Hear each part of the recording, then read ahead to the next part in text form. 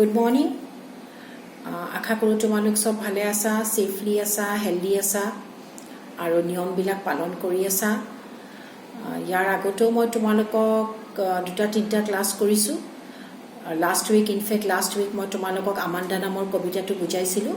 সেইটো মই অলৰেডি তোমালোকক ইউটিউবত আপলোড কৰি দিছোঁ। যোনে যোনে চোৱা নাই তোমালোকে সেইটো চাই ল'বা, ভালকৈ বুজি ল'বা আৰু তাৰ লগত ৰিলেটেড যিখিনি কুৱেশ্যন আনচাৰ্ছ আছে সেই কুৱেশ্যন আনচাৰ্ছখিনি তোমালোকে ভালকৈ কৰিবা, ঘৰত পঢ়িবা, মুখস্থ কৰি থবা, যাতে আমাৰ যেতিয়া স্কুল খোলে আমি সেইখিনি ভালকৈ আকৌ এটা ৰিভিজন কৰিব পাৰোঁ। আজি আমি আৰম্ভ কৰিব লৈছোঁ কবিতাটো টাইগাৰ ইন দ্য জু। এই কবিতাটো লিখিছে কোনে? লেজলি নৰিছ নামৰ কবিজনে। তেওঁ এজন ফ্ৰেঞ্চ পয়েট হয়। তেওঁ সাধাৰণতে শ্বৰ্ট ষ্টৰিজ, শ্বৰ্ট পয়েমছ লিখে আৰু তাৰে শ্বৰ্ট পয়েমৰ পৰা এই কবিতাটো তুলি দিয়া হৈছে। এই কবিতাটোৰ প্ৰথম লাইনটোতে তোমালোকে চাগে গম পাইছা কবিয়ে কাৰ কথা কৈছে। কবিয়ে কাৰ কথা কৈছে? ইয়াত এটা বাঘৰ কথা কৈছে। এটা পিঞ্জিৰাত থকা বাঘ, এটা চিৰিয়াখানাত থকা বাঘৰ কথা কবিয়ে ইয়াতে ডিছক্ৰাইব কৰিছে। একচুৱেলি ইয়াত গোটেই পয়েমটোত কবিয়ে এটা জংঘলত থকা বাঘ আৰু এটা পিঞ্জিৰাত থকা বাঘৰ যিটো বিহেভিয়াৰ, সিহঁতৰ এটা কণ্ট্ৰাষ্টটো বুজাইছে। কাৰণ সাধাৰণতে মুকলি হৈ থকা বাঘটোৰ যিটো মনৰ ফূৰ্তি থাকিব, পিঞ্জিৰাত থকা বাঘটোৰ সেই মনৰ ফূৰ্তিটো কেতিয়াও নাথাকে, কাৰণ তাক তাতে জবৰদস্তি বন্ধ কৰি থৈ দিয়া হৈছে। সাধাৰণতে বাঘৰ নেচাৰেল হেবিটেট কি? ফৰেষ্ট। বাঘে ফৰেষ্টত থাকি, জংঘলত থাকি যিটো আনন্দ পায়, যিটো ভাল পায়, ডেফিনেটলি সেইটো বন্ধ হৈ থাকিলে কেতিয়াও ভাল নাপায়। চ' এটা বিহেভিয়াৰৰ ডিফাৰেঞ্চ এটা অহাটো ইজ এ মাষ্ট। কাৰণ মুকলি হৈ থাকি পেলাই যিটো প্লেজাৰ, সেইটো ডেফিনেটলি বন্ধ হৈ থকাত নহয়। এতিয়া আমি হিউমেন বিংছ, আমি আজি মুকলিকৈ থাকোঁ। আমাক যদি কালি কোনোবাই বন্ধ কৰি দিয়ে, চ' ডেফিনেটলি আমাৰো একেটাই পেইন হ'ব, একেটাই কষ্ট হ'ব, আমাৰো খং উঠি থাকিব। চ' বাঘৰো খং উঠি থকাটো স্বাভাৱিক। বন্ধ কৰি থৈ দিয়াৰ লগে লগে তাৰ খং উঠাটো স্বাভাৱিক। He stalks in his vivid strips the few steps of his cage on paths of velvet quiet in his quiet rage. ইয়াত কবিয়ে কৈছে vivid strips, বাঘৰ কালাৰটো কেনেকুৱা? ডাৰ্ক য়েল্লো এণ্ড ব্লেক, শ্বাইনিং, ব্ৰাইট। সাধাৰণতে বাঘৰ যিটো কালাৰ বিৰাট শ্বাইন, বিৰাট bright colour. The few steps of his cage, cage মানে পিঞ্জিৰা। এই পিঞ্জিৰাৰ মাজত বাঘটোৱে কি কৰি আছে? ঘূৰি আছে। পকাখনত, যিটো তোমাৰ চিমেণ্টৰ পকা এটা বন্ধ পিঞ্জিৰা, তোমালোকে আশা কৰোঁ তোমালোকে চবেই চিৰিয়াখানা দেখিছা, গৈছা, হয়নে নহয়? তোমালোকে দেখিছা তাত বিভিন্ন জীৱ জন্তুবিলাক আছে, কিন্তু এই জীৱ জন্তুবিলাকক কি কৰে? পিঞ্জিৰাত বন্ধ কৰি থৈ দিয়ে। Because they R wild animals. সিহঁতক খুলি দিব নোৱাৰে, চ' সিহঁতক বন্ধ কৰি থৈ দিয়ে। চ' এই বাঘটোকো বন্ধ কৰি থৈ দিছে পিঞ্জিৰাত, আৰু বাঘটোৱে কি কৰিছে? ঘূৰি আছে। ইফালৰ পৰা ইফাল, ইফালৰ পৰা ইফাল বাঘটো ঘূৰি আছে। On paths of velvet quiet, এটা মেটাফৰ এটা ইউজ কৰা হৈছে। On paths of velvet quiet, বাঘৰ যিখন ভৰি যিটো পেড, তলৰ বাঘৰ যিটো ভৰিৰ তলটো, তাৰ লগত তুলনা কৰা হৈছে? এটা মখমলী কাপোৰৰ লগত তুলনা কৰা হৈছে। ভেলভেটৰ লগত তুলনা কৰা হৈছে। ইন হিজ কোৱাইট ৰেজ মানে খঙত আছে বাঘটো। ডেফিনেটলি খঙত থাকিব। মই তোমালোকক আগতেই কৈছোঁ যে বাঘৰ নেচাৰেল হেবিটেট হ'ল জংঘল। চ' জংঘলত থাকিবলৈ নোপোৱাৰ পিছত তাক যদি বন্ধ কৰি থয় জবৰদস্তি, চ' ডেফিনেটলি তাক খং উঠিবই। চ' এই বাঘটোৰো ইকুৱেলি খং উঠিছে তাক বন্ধ কৰি থোৱাৰ কাৰণে। He should be lurking in shadow, sliding through long grass near the water hole where plump deer pass. ইয়াতে কবিয়ে কি বুলি কৈছে? এই ষ্টেঞ্জাটোত কবিয়ে এটা জংঘলত থকা বাঘৰ কথা কৈছে। He should be lurking in shadow. নিয়মমতে এই বাঘটোৰ কি কৰিব লাগিছিলে? কেনেকৈ থাকিব পাব লাগিছিলে? সি দীঘল ডাঙৰ ডাঙৰ বনৰ মাজে মাজে খোজকাঢ়ি আহিব পাব লাগিছিল তাৰ নিজৰ চিকাৰ কৰিবৰ কাৰণে। সাধাৰণতে বাঘে যেতিয়া চিকাৰ কৰে খুব লাহে লাহে আহে, একদম চুপ লৈ থাকে। ক'ৰ কাষত চুপ লৈ থাকে? পানীৰ কাষত, নদীবিলাকৰ কাষত, য'ত ডিয়াৰ, এণ্টিলোপ এইবিলাকে পানী খাবলৈ আহে। তেতিয়া বাঘে তাতে চুপ লৈ থাকে, আৰু বাঘে যে সিহঁতে পানী খাবলৈ আহে বাঘে সিহঁতক চিকাৰ কৰে। তাৰমানে বাঘটো বেয়া সেইটো নহয় দেই, চিকাৰটো কৰিবই লাগিব। এটা বাঘে চিকাৰ কৰি খাবই লাগিব, কাৰণ it is for his survival. জীয়াই থাকিবলৈ বাঘে চিকাৰ কৰি খাবই লাগিব। সি ঘাঁহ খাই থাকিব নোৱাৰে, সি জীৱ জন্তু চিকাৰ কৰিবই লাগিব। আৰু প্লাছ এই যে বাঘে খায়, এই যে জীৱ জন্তুবিলাক যে জংঘলত বাঘে চিকাৰ কৰে, ওৱান ৱে আমাৰ গোটেই ইক'চিষ্টেমটো মেইনটেইন হৈ আছে। যদি বাঘে এইবিলাক জন্তু চিকাৰ এইবিলাক যদি চিকাৰ নকৰিলে হয়, এই হৰিণা এণ্টিলোপ এইবিলাকত যদি চিকাৰ নকৰিলে হয়, কি হ'ল হয়, সিহঁতৰ পপুলেশ্যনটো বাঢ়ি গ'ল হয়, জংঘলত থাকিবলৈ সিহঁতৰ দিগদাৰ হ'ল হয়, বহুত বেছি হৈ গ'ল হয়। চ' ওৱান ৱে বাঘে এই যে চিকাৰ কৰি থাকে, গোটেই ইক'চিষ্টেমটো আমাৰ মেইনটেইন হৈ আছে।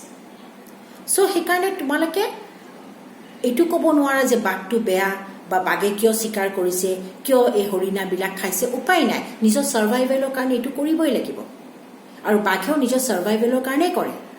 চ' এইখিনি সময়ত বাঘটোৱে কি কৰিব লাগিছিলে কবিৰ মতে, সি ক'বাৰ এই দিনৰ ভাগত সি ক'বাৰ নদীৰ কাষত চুপ পাতি ৰখি থাকিব লাগিছিল, যাতে প্লাম্প ডিয়াৰ, শকত, প্লাম্প মানে শকত, এটা শকতকৈ যাতে হৰিণা আহে আৰু সি সেই হৰিণাটোক যাতে ধৰিব পাৰে। কিন্তু আজি সেই বাঘটো কি হৈছে, পিঞ্জিৰাত বন্ধ কৰি থোৱা হৈছে। He should be snarling around houses at the jungle age, baring his white fangs, his claws, terrorizing the village.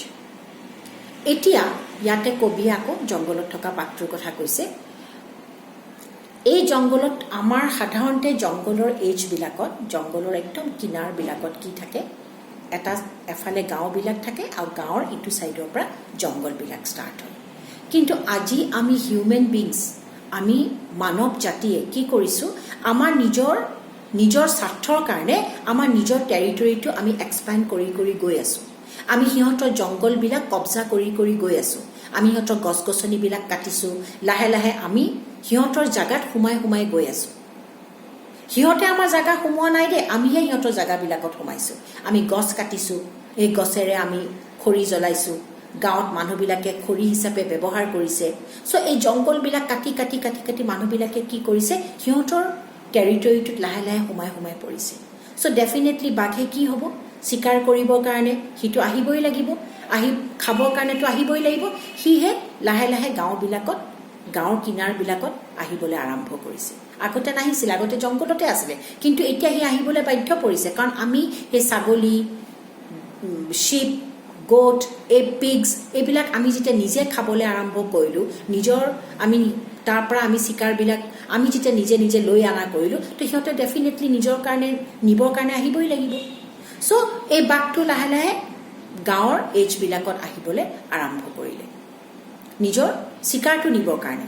কোনো মানুহক আক্ৰমণ কৰিবলৈ নহয়, কাকো দিগদাৰ কৰিবলৈ নহয়, নিজৰ চিকাৰটোহে নিবলৈ আহিছে। At the jungle age, bearing his white fangs, his claws. সাধাৰণতে বাঘে মানুহক এটেক নকৰে। যেতিয়ালৈকে তুমি প্ৰভোক নকৰা, বাঘে তোমাক কেতিয়াও আক্ৰমণ নকৰে। তুমি আক্ৰমণ কৰিলেহে বাঘে কি কৰে, একদম সি ফেৰচিয়াছ হৈ যায়, সি খুংখাৰ হৈ যায়, আৰু সি তাৰ নিজৰ খঙত সি তাৰ নিজৰ দাঁত দুটা চিঞৰি পেলাই তাৰ নিজৰ দাঁত দুটা দেখাই দিয়ে। টেৰৰাইজিং দ্য ভিলেজ, গাঁৱৰ মানুহবিলাকে তেতিয়া ভয় খায়, বাঘটোৰ ওচৰত যাবলৈ ভয় খায়। আৰু সেইকাৰণে বাঘে মানুহখিনিক টেৰৰাইজে কৰে, তাকো আক্ৰমণ নকৰে, কাৰণ উপায় নাই, আমি সিহঁতৰ টেৰিটৰিত এনেদৰে সোমাই পৰিছোঁ, সিহঁতৰ বস্তুবিলাক গছ গছনিবিলাক কাটি এনেকুৱা এটা আমি উপদ্ৰৱ কৰিছোঁ, সিহঁতে আমাৰ তাত নিজৰ চিকাৰ নিবৰ কাৰণে অহাটো অতি স্বাভাৱিক কথা। আৰু যিহেতু আমি সিহঁতক অহাৰ লগে লগে আক্ৰমণ কৰোঁ, দিগদাৰ কৰোঁ, চ' বাঘে খং দেখুৱায়, টেৰৰাইজ কৰে, কিন্তু কাকো আক্ৰমণ নকৰে, টেৰৰাইজ কৰি মানুহখিনিক ৰখাব চেষ্টা কৰে তাক প্ৰভোক কৰাৰ পৰা। কাৰণ সাধাৰণতে বাঘে, তোমালোকক মই আগতেই কৈছোঁ, প্ৰভোক নকৰিলে কাকো একো নকৰে।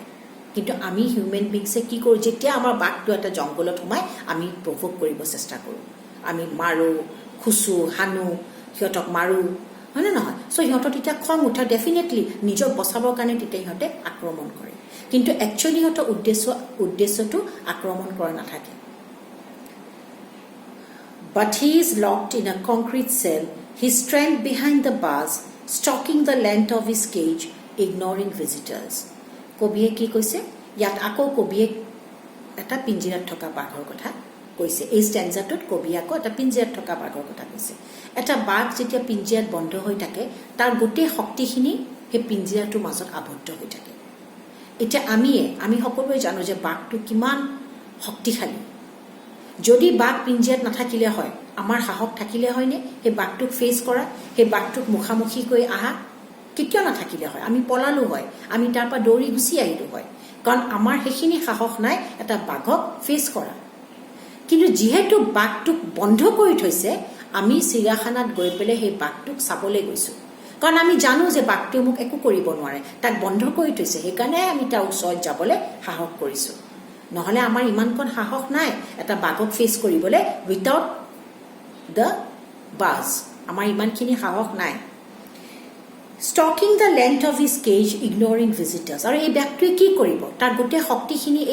শক্তিখিনি যে বন্ধ কৰি থৈ দিছে এটা সৰু কোঠাত বন্ধ হৈ আছে তাৰ গোটেই ষ্ট্ৰেংথখিনি আৰু সি সেইকাৰণে ইফালৰ পৰা ইফালে পিঞ্জিৰাটোত ঘূৰি ফুৰিছে য'ত নেকি এইখিনি সময়ত সি জংঘলত ঘূৰিব লাগে জংঘলত ফুৰ্তি কৰি থাকিব লাগে তাত দৌৰি ফুৰিব লাগে সি এটা পিঞ্জিৰা এটা সৰু পিঞ্জিৰাৰ মাজত সি ঘূৰি আছে আৰু যিখিনি মানুহে তাক চাব গৈছে যিখিনি ভিজিটাৰ্ছ যিখিনি মানুহে তাক চাব গৈছে সেই মানুহখিনি কি ইগনোৰ কৰিছে বেছি পাত্তা দিয়া নাই ইগনোৰ কৰা মানে বেছি পাত্তা দিয়া নাই সি নিজৰ ভাগে তাক খঙত সি ঘূৰি আছে পিঞ্জিৰাটোৰ ভিতৰত He hears the last voice at night, the patrolling cars, and stares with his brilliant eyes at the brilliant stars.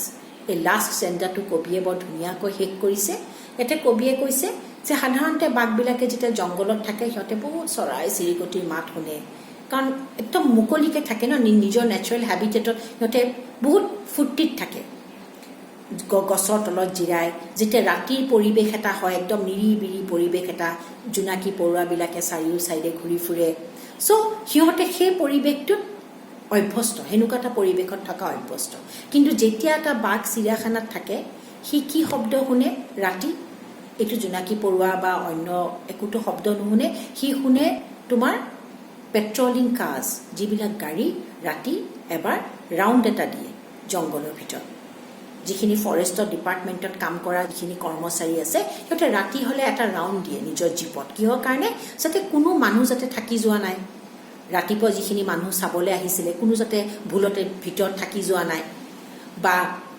জীৱ জন্তু পিঞ্জিৰাটো যাতে ভালদৰে বন্ধ হৈ আছে ভালকে যাতে লক হৈ আছে কোনো যাতে জীৱ জন্তুবিলাক বাহিৰলৈ ওলাই অহা নাই সেইকাৰণে কি কৰে এটা ৰাউণ্ড দিয়ে আৰু এই ৰাউণ্ড দিওঁতে কি হয় গাড়ীৰ যিটো লাইট সেই লাইটৰ পোহৰটো বাঘৰ চকুত পৰে বাঘৰ চকুত তোমাৰ এই গাড়ীৰ লাইটটো পৰে আৰু সাধাৰণতে যেতিয়া এনিমেলছবিলাকৰ চকুবিলাক খুব ব্ৰাইট হয় আৰু যেতিয়া তোমাৰ তাতে যেতিয়া তোমাৰ লাইটৰ পোহৰটো পৰাৰ লগে লগে চকুটো আৰু বেছি ব্ৰাইট হৈ যায় গোটেই পোহৰটো চকুত আহি যায় চ' এই বাঘৰো এই পিঞ্জিৰাত থকা বাঘটোৰো কেতিয়াবা কি হয় এই গাড়ীৰ লাইটৰ পোহৰটো তাৰ চকুত পৰে and stares with his brilliant eyes at the brilliant stars আৰু তেতিয়া বাঘটোৱে যেতিয়া ওপৰলৈ চাই সি ওপৰত কি দেখা পায় তৰা দেখা পায় আকাশত কি দেখা পায় তৰা দেখা পায় আৰু তৰা দেখা পোৱাৰ লগে লগে ইয়াতে কবিয়ে কৈছে ক'ৰবাত কিজানি বাঘটোৱে নিজকে নিজে সান্তনা দিয়ে যে মই জংঘলত আছোঁ মই পিঞ্জিৰাত নহয় কাৰণ জংঘলত থাকিলেও সি যেতিয়া মূৰটো ওপৰ কৰে সি কি দেখা পায় তৰা আৰু ইয়াতো যেতিয়া সি মূৰটো ওপৰ কৰে সি কি দেখা পায় তৰাই দেখা পায় সেই পিঞ্জিৰা তোমাৰ লোহাৰ যিবিলাক তোমাৰ বাৰ্ছবিলাক থাকে তাৰ পৰা যেতিয়া সি এনেকৈ চাই সি আকাশত কি দেখা পায় তৰা দেখা পায় আৰু ক'ৰবাত নহয় ক'ৰবাত কবিয়ে কৈছে সি নিজকে নিজে সান্তনা দিয়ে যে মই পিঞ্জিৰাত নাই মই জংঘলতে আছোঁ কাৰণ তাতো একেখিনি তৰা ইয়াতো একেখিনি তৰাই মই দেখা পাইছোঁ চ' এইদৰে কবিয়ে কবিতাটো ইয়াতে শেষ কৰিছে তোমালোকে মই এই কবিতাটো ইউটিউবত মই আপলোড কৰিম যোনে তোমালোকে ভালকৈ চাই ল'বা আৰু বুজি ল'বা আৰু ইয়াৰ প্ৰশ্ন উত্তৰবিলাক মই অলৰেডি তোমালোকক অনলাইন দিছোঁৱে ৱৰ্ড মিনিংছবিলাক দিম তোমালোকে ভালকৈ লিখি ল'বা আৰু ভালকৈ থাকিবা আৰু যেতিয়া স্কুল খুলিব গভৰ্ণমেণ্টৰ পৰা যেতিয়া আমি ইনষ্ট্ৰাকশ্যন পাম স্কুল খুলিব বুলি আমি আকৌ তোমালোকক লগ পাম থেংক ইউ